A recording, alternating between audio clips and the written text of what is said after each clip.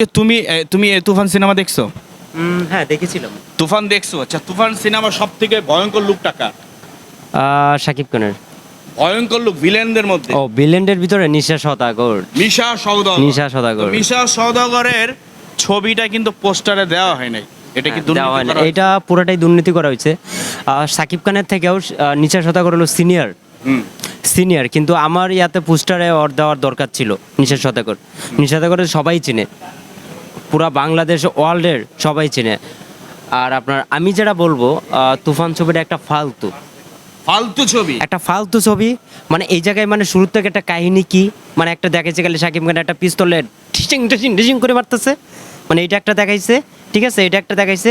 তখন লাস্টে মানে এটা কিন্তু মানে গল্পের ছবির কিন্তু মানে হলো মানে গল্পর ইয়া বুঝে না। আরে ভাই ছবি আগে প্রথম থেকে তো শুরু করবে, সে ছবিটা আগে শুরু থেকে শুরু করবে যে পুলাটা মানে কি বাপের থেকে কিসের থেকে যে মানে আমি বললাম যে আমি শুধু বয়কট করি নাই ভাই, আরও কিন্তু অডিয়েন্স আছে যারা বাংলা মুভি দেখে এবং সাকিবের সিনেমা দেখে, কিন্তু এই সিনেমায় মিশা সওদাগরকে পোস্টারে ছবি দেয় নাই, ওনারও কিন্তু আপত্তি রয়েছে।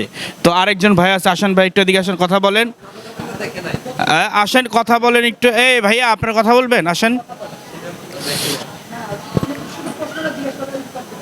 মানে এটা হচ্ছে কি, আমি একবারে রিয়েল প্রশ্নটা করব যে সেখানে হচ্ছে যে অনেকে হয়তোবা আসলে ভাই সাকিবের সিনেমা আমরাও দেখি, কিন্তু এখানে যে মানে একটা মানুষের ভালো দিক দেখলেও হবে না, তার ভুলগুলা তাকে আঙ্গুল দিয়ে কিন্তু ভুলগুলা দেখিয়ে দিতে হবে, সেটাই হচ্ছে বিষয়। কারণ দেখেন এই যে পোস্টারটা দেয় নাই, মিশা সওদাগর খিচমেরা রয়েছে, চুপ করে রয়েছে।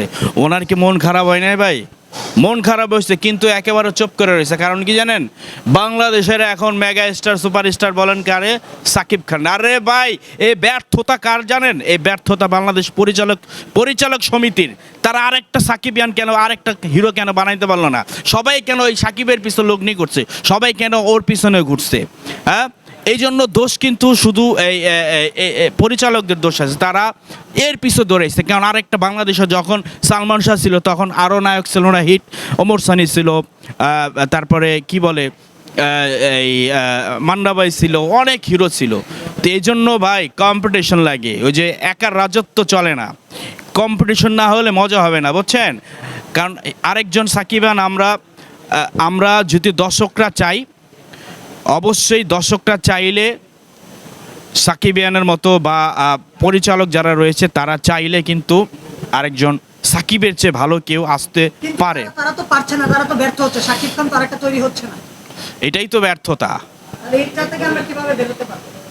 এটা থেকে আমি মনে করি যে নতুনদের একসময় যেমন নতুনদের সুযোগ দেওয়া হতো, এখন নতুনদের সুযোগ দিচ্ছে না। কে বলে নাই? আছে, সাকিবের চেয়ে অনেক ভালো ভালো অভিনেতা আছে, সুযোগ দিচ্ছে না। সবাই খালি ওর পিছে দৌড়াইতেছে। আরে ভাই, ওর পিছে 1 কোটি টাকা ওরে দিলে, আপনি 1 কোটি টাকা দিয়ে একটা নতুন হচ্ছে না। আসল তো সিয়ামে বানাইলো না কিছুদিন আগে, ওই যে পোড়ামন্টু, ভাই দাগ লেগে রয়েছে, ছবি দাগ লেগে রয়েছে না পোড়ামন্টু? তো এরকম কিছু গল্প ভালো হলে, গল্প এই যে আমরা যে দেখছি এই, আচ্ছা সত্য কথা বলি, এই যে তুফানের যে লুকটা দেখছি, এটা কি নতুন লুক? তুফানের লুকটা কি নতুন?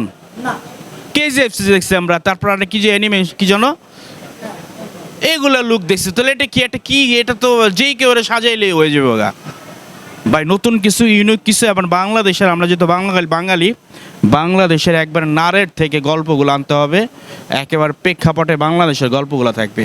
আর এখানে কোনো সন্ত্রাসী কি বা ইন্টারন্যাশনালভাবে দেশ চালাইতে পারে? এখানে বুঝাইছে সন্ত্রাসী সেটা দেশ চালায়, এখানে বুঝেছে সন্ত্রাসীরা দেশ চালায়। সন্ত্রাসীর দেশ চালাবে না, তাহলে পুলিশ প্রশাসনের এটা কী করে? এটা তো এই ছবির সেন্সারি দেওয়া ঠিক হয় নাই ভাই, এই ছবির সেন্সারি দেওয়া ঠিক হয় না। একটা মাফিয়া কীভাবে দেশ চালায়? একটা মাফিয়া বুঝাইছে যে ওই মাফিয়া একটা দেশ চালায়। এগুলা গল্পই হয়েছে ভাই, এগুলা উগ্রম দুগ্রম গল্প, এগুলো চলে না ভাই। এগুলো বয়কট, এই সিনেমা আসলে সেন্সার দেওয়া ঠিক হয় নাই। কারণ এখানে দেন এখন একটা রাজনৈতিক দল সাধারণ জনগণের ভোটে নির্বাচিত হয় বা একটা দল থাকে, সরকার চালায়, কিন্তু এখানে বুঝাইছে মাফিয়া সন্ত্রাসীরা দেশ চালায়। তো যাই হোক, আর কি বলুন ভাই, অনেক সাকিবিয়ান আমার কাছে খেপতে পারেন, খেপলাম, আমার কিচ্ছু করার নাই। অনেকে গালিগালাজ করতেছে, তাদের উদ্দেশ্যে আসলে কি বলতে চান? তাদের উদ্দেশ্যে বলবো ভাই, তোমার খারাপ লাগছে, তুমি গালি দিছো, ভালো লাগে তালি তুমিই দিবা।